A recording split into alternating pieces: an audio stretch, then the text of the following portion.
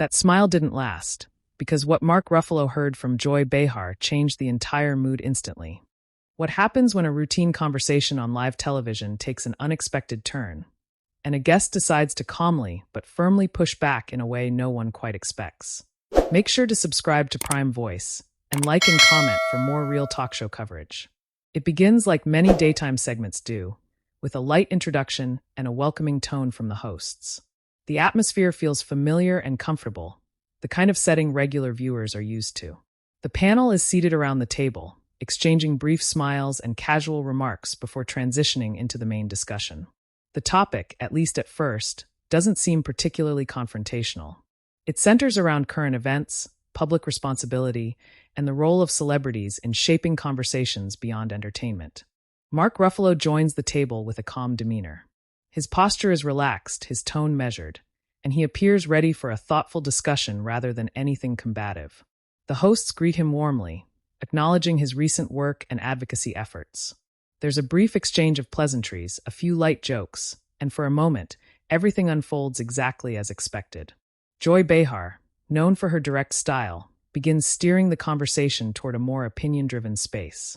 She references ongoing debates about whether public figures, especially actors, should involve themselves in social and political discussions. Her tone is not aggressive, but it is firm, carrying the kind of skepticism viewers have come to recognize.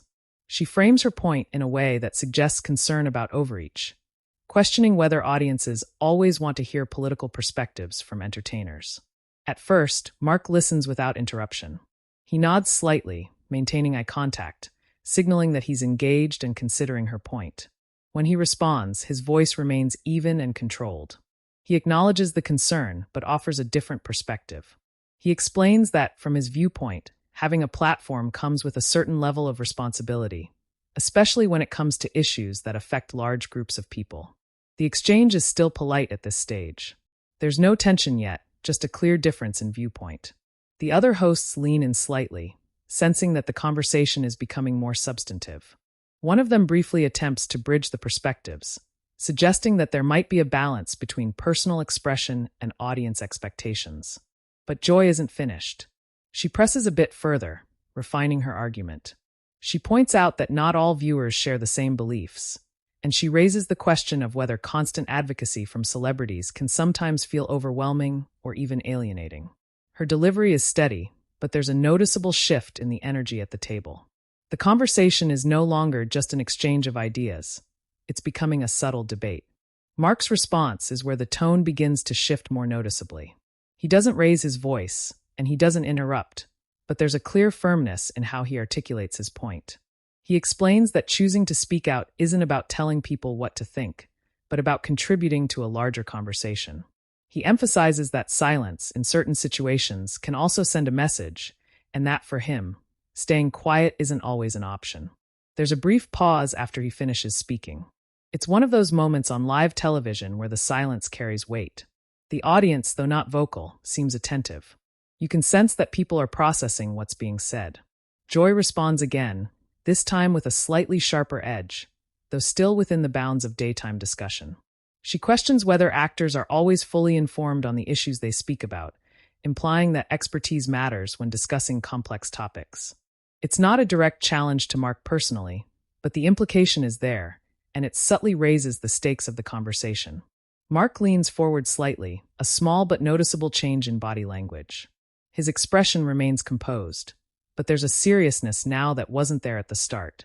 He addresses the point directly, explaining that while no one has all the answers, engaging with issues, learning, and using one's voice can still be meaningful.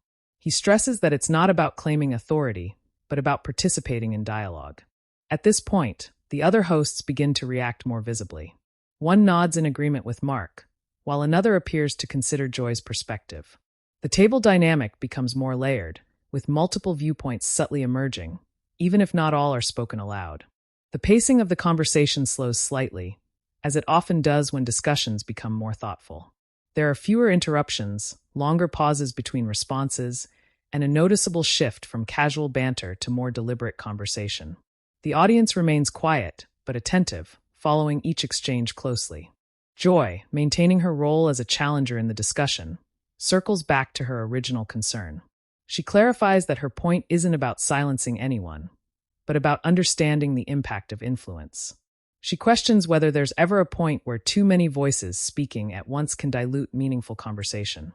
Mark listens carefully, and when he responds, there's a subtle but clear pushback. He acknowledges the complexity of the issue but reiterates that diverse voices are essential. He suggests that rather than diluting conversation, multiple perspectives can actually enrich it, even if it makes discussions more complicated. This moment marks a turning point in the segment. The disagreement is now clearly defined, but it remains respectful.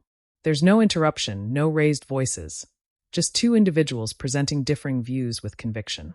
The camera occasionally cuts to audience members, who appear engaged but neutral. There's no visible sign of discomfort, but there is a sense that something more significant than a typical segment is unfolding. As the conversation continues, the hosts begin to manage the flow more actively. One of them steps in briefly to summarize the points being made, helping to keep the discussion balanced and ensuring that it doesn't become too one-sided. It's a subtle form of moderation, common in live talk shows when conversations become more intense. Mark's tone remains steady, but his words carry a bit more emphasis now. He speaks about personal experiences, about moments where speaking out felt necessary, and about the importance of using visibility responsibly. He doesn't frame his perspective as absolute, but he does present it with clarity and confidence. Joy, in turn, maintains her position, but there's a slight softening in her delivery. She acknowledges some of Mark's points, even as she continues to question others. It's a nuanced exchange, the kind that reflects real conversations rather than scripted debates. As part one comes to a close, the tension hasn't escalated into anything dramatic, but it has undeniably shifted the tone of the segment. What started as a routine discussion has evolved into a thoughtful, and at times pointed, exchange of ideas. The audience remains engaged, the hosts attentive, and the conversation clearly isn't over. And as the segment moves forward, it becomes evident that this is one of those moments where live television captures something genuine. Two perspectives meeting in real time, neither fully yielding, but both contributing to a deeper conversation. As the segment continues, the conversation doesn't reset or move on the way it sometimes does after a brief disagreement. Instead, it settles into a more deliberate rhythm, with each person at the table clearly aware that the discussion has taken on a more serious tone. There's a noticeable shift in how the hosts are engaging, not stepping away from the topic, but leaning into it more carefully. Mark Ruffalo sits slightly forward in his chair now, his hands loosely clasped for a moment before he gestures again while speaking. His delivery remains composed, but there's a clearer sense of intention behind each sentence. He isn't just responding anymore. He's clarifying his position in a way that suggests he wants to be fully understood, not just heard. Joy Behar, on the other side of the table, maintains eye contact and keeps her posture upright, signaling that she's equally invested in the exchange. She doesn't interrupt, but her expression shows that she's actively processing what's being said. When Mark finishes a point about public responsibility and the importance of using one's platform thoughtfully, there's a brief pause before Joy responds, as if she's choosing her words carefully. She acknowledges what he's saying, even nodding slightly, but then shifts the focus back to her concern about audience reception. She explains that daytime television, in particular, reaches a broad and diverse audience. People with very different expectations about what they want from these conversations. Her tone is steady, but now more reflective than earlier, as if she's expanding her argument rather than pushing it. She raises a point about fatigue, suggesting that viewers can sometimes feel overwhelmed when discussions repeatedly return to serious or divisive issues. It's not framed as criticism of any one individual, but rather as an observation about the media environment as a whole. The way she presents it feels grounded in experience, which adds weight to her perspective. Mark listens without interrupting, and when he responds, he takes a slightly different approach than before. Instead of directly countering her point, he builds on it. He agrees that audience fatigue is real, and that not every moment needs to be turned into a larger statement. But then he adds that there are certain issues that don't simply go away, and that ignoring them doesn't necessarily make things easier for the people affected. His tone remains calm, but there's a subtle emphasis when he talks about responsibility, not in a way that feels forceful, but in a way that feels personal. He mentions that for him, the decision to speak out isn't made lightly, and that it often comes after careful thought and reflection. This adds a layer of sincerity to his argument, shifting it from a general principle to something more grounded in personal experience. At this point, one of the other hosts leans in slightly, offering a brief comment that seems intended to keep the conversation balanced. She points out that both perspectives highlight a broader question about how public conversations are evolving, especially in an age where social media amplifies every statement. Her tone is neutral, and she doesn't take a clear side, but her contribution helps frame the discussion in a wider context. The pacing of the segment remains steady, but there's a noticeable increase in attentiveness around the table. No one is speaking over anyone else, and each response is given space to land before the next person begins. It's the kind of exchange that feels more like a roundtable discussion than a typical talk show segment. Joy returns to the conversation with a slightly more pointed question.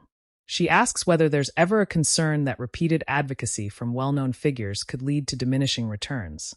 That people might start tuning out, not because they disagree, but because they feel they've heard it all before. It's a nuanced question, and the way she asks it suggests she's genuinely interested in Mark's perspective, even if she doesn't fully agree with it. Mark takes a moment before answering. He glances briefly at the other hosts, then back to Joy, as if considering how best to respond. When he speaks, his tone is still even, but there's a bit more conviction now. He acknowledges the possibility she's raising, but suggests that the value of speaking out isn't always measured by immediate reactions. Sometimes, he explains, it's about consistency, about continuing to bring attention to issues over time, even if the impact isn't immediately visible.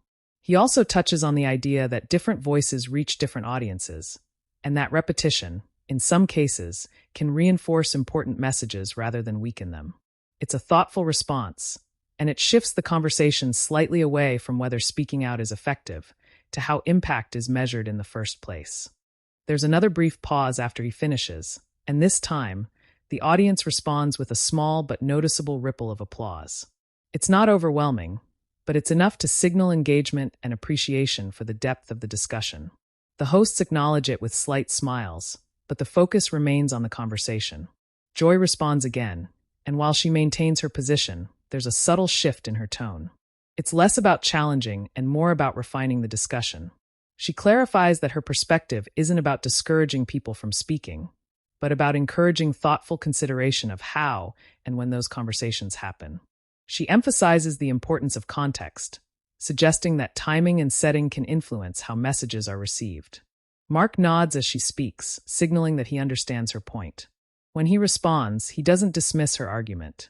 Instead, he builds on it again, agreeing that context matters, but adding that sometimes there isn't a perfect moment to address difficult topics. Waiting for the right time, he suggests, can sometimes mean waiting indefinitely. The dynamic at the table now feels more collaborative, even though the disagreement remains. Both are clearly invested in the conversation, but there's a growing sense of mutual respect in how they're engaging with each other's ideas. One of the hosts briefly steps in again, this time to ask a follow-up question that brings the discussion back to Mark's personal experiences. She asks how he decides which issues to speak about publicly and which ones to keep private. It's a question that shifts the focus slightly, giving Mark an opportunity to explain his approach in more detail. He answers thoughtfully, explaining that it often comes down to a combination of personal connection and broader impact. He talks about listening, about learning, and about being mindful of the platforms he uses. His response adds depth to his earlier points, showing that his perspective isn't just theoretical. It's something he actively navigates. Joy listens closely, and when he finishes, she offers a brief acknowledgement, saying that she appreciates the thoughtfulness behind his approach. It's a small moment, but it marks a subtle easing of the earlier tension. The disagreement hasn't disappeared, but it has become more measured, more reflective.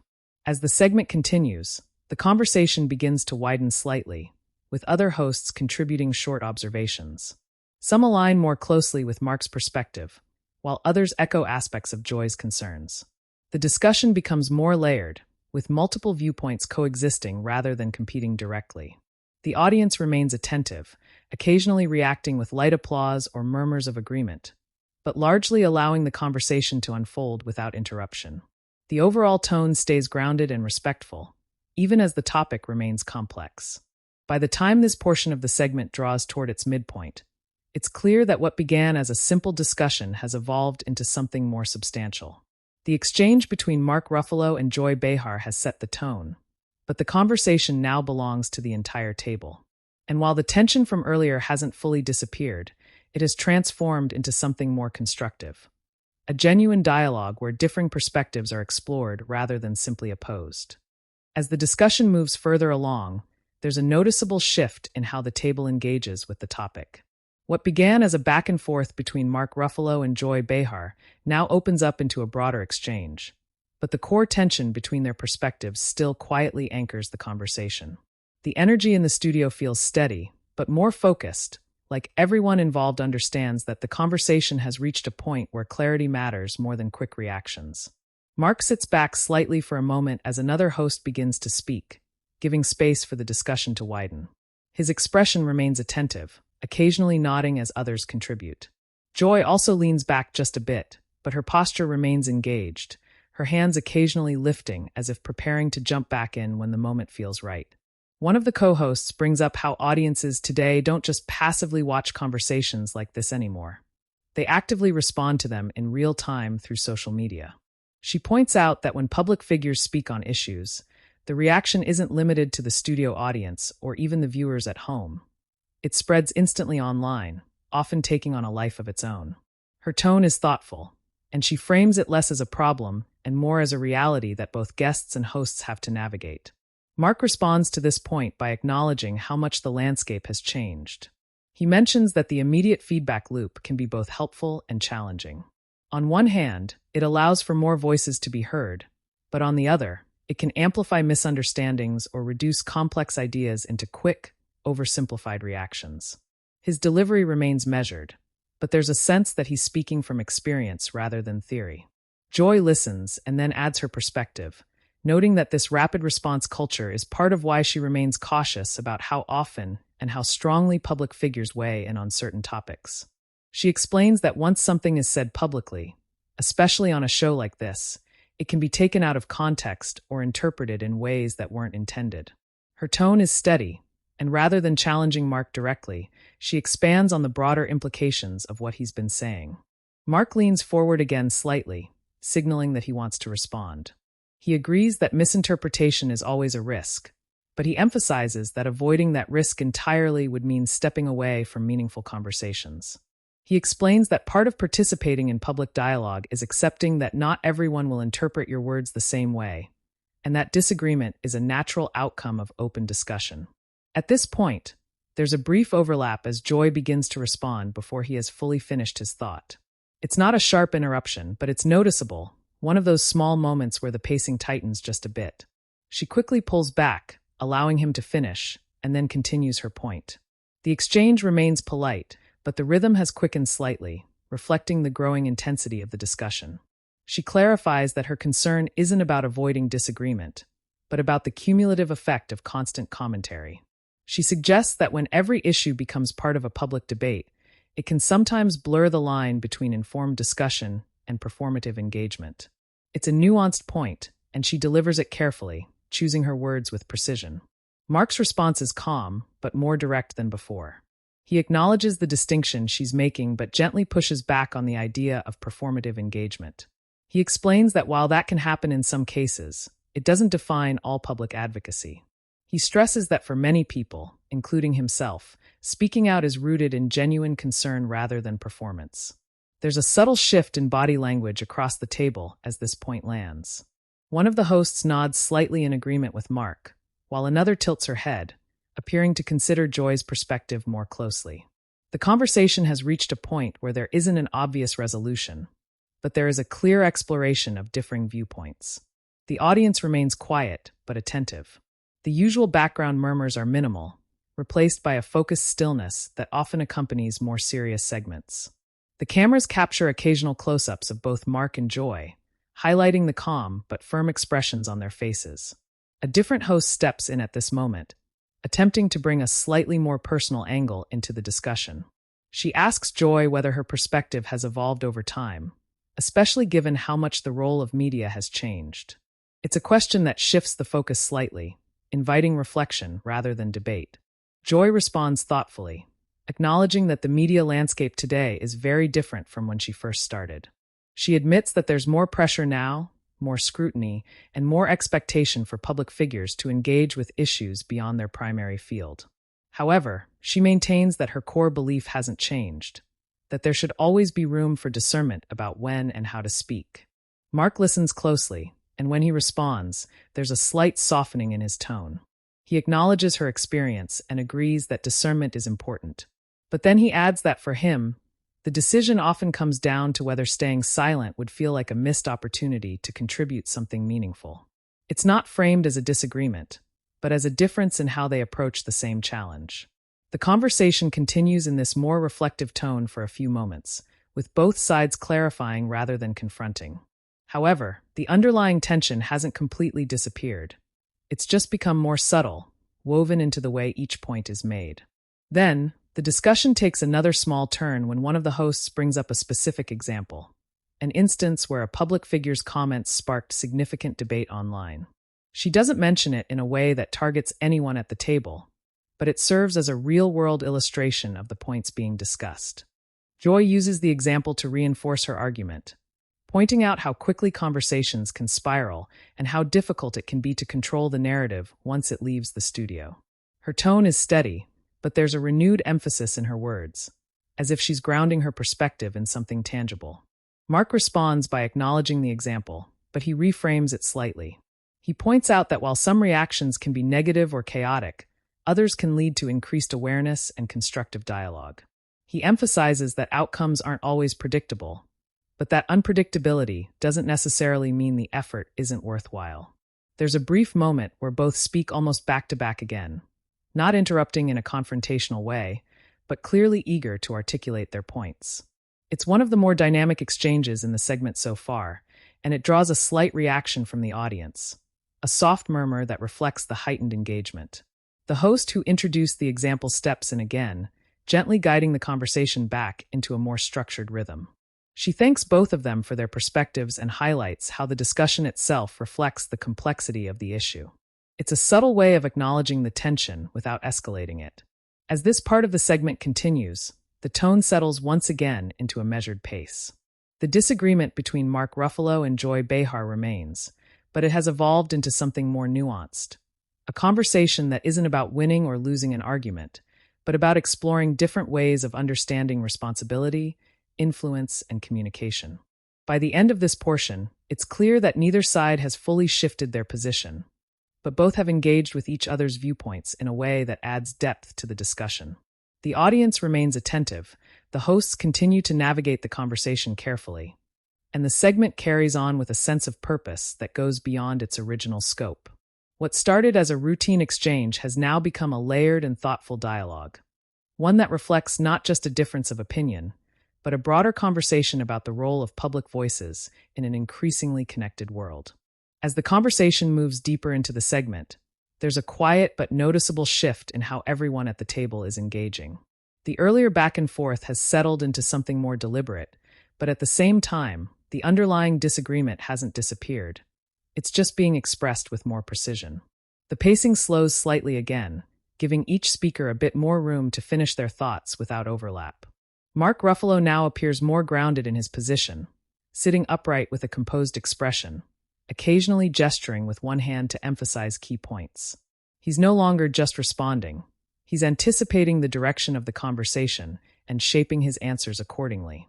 Joy Behar, across from him, maintains her attentive posture, her expression thoughtful but still firm, as if she's carefully weighing each word before deciding how to respond. One of the co-hosts steps in with a question that subtly reframes the discussion. She asks whether there's a difference between using a platform to raise awareness and using it to influence opinion. It's a small distinction, but one that immediately adds another layer to the conversation. The question seems to resonate with both Mark and Joy, and for a moment, neither jumps in right away. Mark begins to answer first. He acknowledges that the line between awareness and influence can sometimes blur, but he emphasizes intent. He explains that, from his perspective, the goal is not to dictate what people should think, but to encourage them to engage with issues they might not otherwise consider. His tone is steady, but there's a slightly stronger emphasis now, suggesting that this distinction matters to him. Joy listens, nodding faintly, but when she responds, she circles back to the idea that regardless of intent, influence is often the result. She points out that when someone with a large following speaks, their words carry weight whether they intend them to or not. Her delivery is calm, but there's a subtle insistence in her phrasing, reinforcing that this is where her concern lies. Mark leans forward slightly again, signaling another moment of direct engagement. He agrees that influence is inevitable to some extent, but he adds that influence itself isn't inherently negative. He suggests that the focus should be on how that influence is used, rather than whether it exists. It's a measured response, but it carries a quiet pushback, an attempt to shift the conversation toward responsibility rather than restraint. There's a brief pause after he finishes, and one of the hosts takes the opportunity to widen the discussion again. She brings up how audiences themselves have become more vocal, not just reacting to conversations, but shaping them. She mentions that viewers often expect transparency and authenticity from public figures, which can create pressure to speak out rather than remain neutral. This point introduces a new dynamic. Joy acknowledges it, agreeing that audience expectations have changed, but she adds that expectations don't always align with what's appropriate or constructive. She explains that part of her perspective comes from a belief that not every platform needs to carry every conversation, and that sometimes restraint can be just as meaningful as speaking out. Mark responds by recognizing that restraint has its place, but he gently challenges the idea that silence is always neutral. He explains that in certain contexts, choosing not to speak can be interpreted in ways that aren't intended. His tone remains even, but there's a slight increase in intensity, not in volume but in focus. It's clear that this point matters to him on a deeper level. At this moment, there's a subtle shift in the energy at the table. The conversation isn't louder, but it feels more concentrated. The hosts are leaning in slightly, the pauses between responses are shorter, and there's a sense that the discussion is approaching a more defining moment. Joy responds with a thoughtful but pointed remark. She says that while she understands the idea that silence can be interpreted, she also believes that constant commentary can sometimes overshadow the issues themselves. She explains that when too many voices are speaking at once, it can become difficult for audiences to distinguish between informed perspectives and general opinion. Mark listens carefully, and when he answers, there's a noticeable clarity in his response. He acknowledges that not all commentary carries the same weight, but he emphasizes that audiences are capable of making those distinctions. He suggests that rather than limiting who speaks, it may be more effective to encourage critical thinking among viewers. It's a subtle shift in framing, from controlling the conversation to empowering the audience. The audience reacts quietly again, a few scattered claps that quickly settle. It's not a disruptive reaction, but it signals continued engagement. The hosts exchange brief glances, recognizing that the conversation has reached a level of depth that isn't always typical for a daytime segment. One of the co-hosts steps in again, this time with a more reflective tone. She points out that what's unfolding at the table is essentially the same kind of conversation happening across the country. People trying to balance expression, responsibility, and understanding in a rapidly changing media environment. Her comment serves as a kind of pause, giving the discussion a moment to breathe. For a few seconds, the table is quiet. Mark nods slightly, and Joy offers a small, acknowledging smile. It's a brief moment of shared understanding, even if their perspectives remain different. But the discussion doesn't end there. Joy adds one more thought, this time framed less as a challenge and more as a reflection. She says that her concern ultimately comes from wanting conversations to remain meaningful rather than reactive. She explains that when discussions become too frequent or too immediate, there's a risk of losing depth. Mark responds with a tone that mirrors her reflection. He agrees that depth is important, but he adds that meaningful conversations don't always have to be infrequent. He suggests that consistency and depth can coexist, as long as people remain thoughtful in how they engage. It's a balanced response, and it slightly softens the earlier tension. At this stage, the conversation feels less like a debate and more like a shared exploration. The disagreement is still there, but it's no longer the driving force. It's part of a larger dialogue that includes multiple perspectives and considerations. The hosts begin to subtly guide the segment toward its conclusion. There are small cues, slight shifts in posture, brief glances toward the production team, and a gentle narrowing of the discussion. One of the hosts thanks Mark for his insights, while also acknowledging Joy's perspective, framing the exchange as an example of constructive conversation. The audience responds with a more sustained round of applause this time, not loud or overwhelming, but clearly appreciative.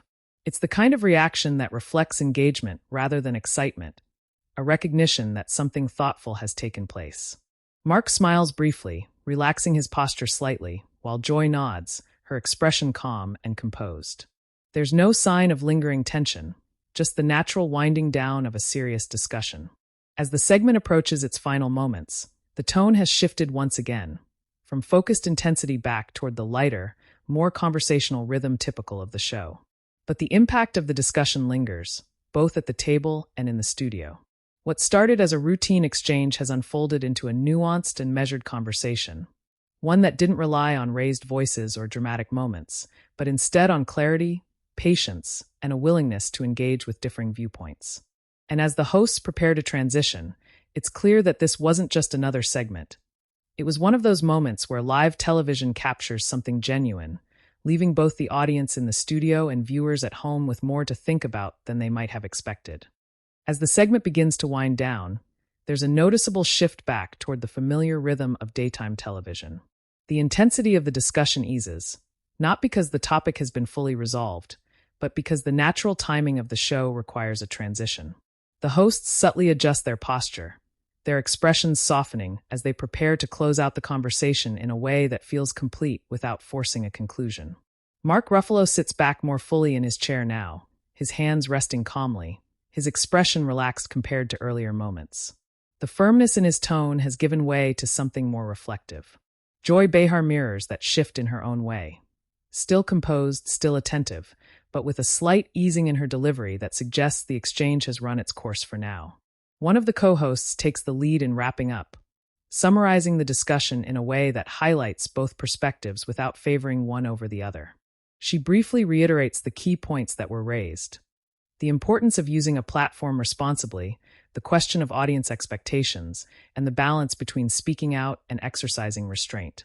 Her tone is neutral and measured, serving as a bridge between the more serious portion of the segment and the lighter tone that typically follows. Joy adds a final comment, not as a rebuttal, but as a closing thought. She reiterates that her perspective comes from a place of wanting conversations to remain thoughtful and impactful. There's no sharpness in her tone now, just a calm restatement of her viewpoint. She even offers a small nod toward Mark, acknowledging the value of his perspective, even if she doesn't fully share it. Mark responds in kind. He thanks the hosts for the conversation and briefly emphasizes that discussions like this are important precisely because they bring different viewpoints together. His tone is steady and appreciative, and there's a sense that he's intentionally keeping his closing remarks concise, allowing the moment to settle rather than extending it further.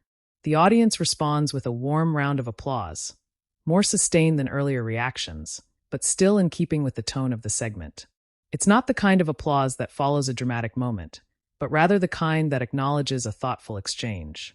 A few audience members can be seen nodding, reflecting the engagement that has carried through the entire discussion. As the applause fades, the hosts exchange brief smiles. There's a light comment from one of them, something casual, designed to ease the transition back into the broader flow of the show. It doesn't dismiss the conversation that just took place, but it gently signals that the segment is coming to an end. The camera pulls back slightly, capturing the full table again. The atmosphere feels balanced, settled. There's no lingering tension, no sense of unresolved conflict. Just the natural conclusion of a discussion where both sides had the opportunity to speak. As the show moves into the next segment, the conversation at the table shifts to lighter topics, but it's clear that the earlier exchange has left an impression. Even in the studio, there's a subtle difference in the energy, one that reflects the weight of what was just discussed, even as the show continues. After the episode airs, the conversation doesn't stay confined to the studio. Viewers begin reacting almost immediately, particularly on social media platforms where clips from the segment are shared and discussed. The exchange between Mark Ruffalo and Joy Behar becomes a focal point, not because of any dramatic outburst, but because of how measured and real it felt.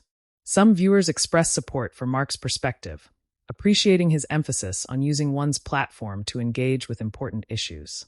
They highlight his calm demeanor and the way he articulated his points without becoming confrontational. Others align more closely with Joy's viewpoint, agreeing with her concerns about audience fatigue and the importance of thoughtful timing in public conversations. There are also many who comment on the tone of the exchange itself. Rather than focusing on who was right or wrong, they note how rare it is to see a disagreement handled in such a composed and respectful way on live television. For some, that becomes the most significant takeaway, that meaningful conversations can happen without escalating into conflict. Media outlets and online commentators pick up on the segment as well, framing it as an example of how daytime talk shows can still host substantive discussions. The focus remains on the content of the conversation rather than any controversy, which further reinforces the grounded nature of what took place. In the hours and days following the broadcast, brief follow-up comments from the show and its hosts helped clarify the intention behind the segment. They emphasized that the goal was never to create conflict, but to explore different perspectives on an issue that doesn't have a single, simple answer. This context helps shape the ongoing conversation among viewers. Mark, in separate appearances and interviews, briefly references the discussion in a consistent tone, calm, reflective, and focused on the importance of dialogue. He doesn't frame it as a disagreement so much as a conversation, which aligns with how it was experienced by most viewers. Joy, for her part, maintains her perspective in subsequent discussions, reiterating her points about balance and discernment. However, she also acknowledges that conversations like the one on the show are valuable, even when they don't lead to clear agreement. Within the show itself, the segment becomes one of those moments that gets referenced later, not in a dramatic sense, but as an example of a conversation that resonated with the audience. It's the kind of exchange that fits naturally into the broader identity of the program, where differing viewpoints are part of the format. Looking back at the full segment, what stands out isn't a single line or moment, but the way the conversation unfolded. It started with a simple question, grew into a thoughtful disagreement, and ultimately settled into a balanced dialogue. There were no raised voices, no abrupt interruptions, just a steady exchange of ideas that reflected the reality of how people often engage with complex topics. For viewers, it offered something that isn't always guaranteed in live television, a conversation that felt real, measured, and grounded in genuine perspectives. It didn't provide easy answers, but it did provide clarity about the different ways people approach the same issue. And as the discussion continues beyond the show, both in media coverage and among viewers, it serves as a reminder that disagreement doesn't have to mean division. It can also be an opportunity for understanding, as long as it's handled with respect and intention. If you watched this segment, or if you're hearing about it for the first time, share your opinion in the comments. Where do you stand on this conversation? And don't forget to subscribe to Prime Voice for more narration-based talk show stories that break down what really happens on live television.